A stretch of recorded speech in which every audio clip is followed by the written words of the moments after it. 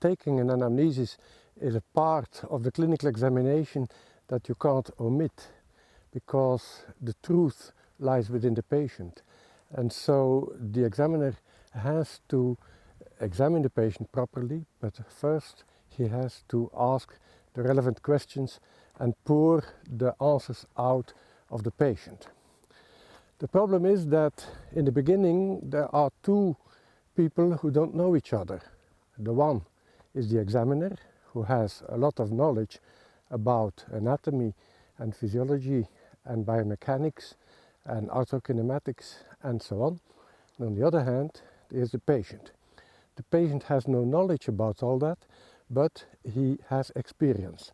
He has experience with the symptoms that he feels. So he knows everything about the symptom. He knows where it started, where it is felt, how it started, why it started, and so on. And so the examiner has no idea of this information unless he talks to the patient. But we are here with two people who don't know each other, and there is a wall between the two.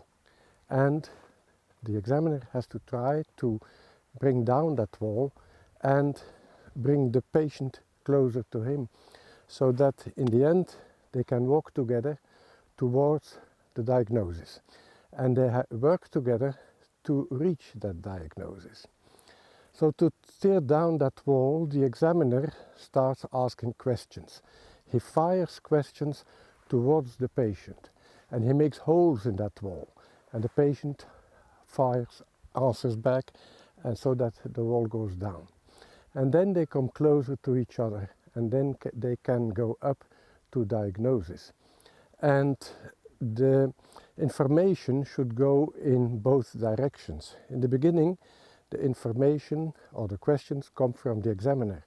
Then later on the answers come from the patient, and finally they reach the point where there is a sort of dialogue. And so you come closer and closer to the recognition of a clinical picture. And in the end, the examiner who will examine the patient will use this information from the anamnesis to inform the patient about the conclusion that he has taken. And the patient at that moment will be happy to accept what the examiner tells him, and the patient will accept the treatment that the examiner proposes.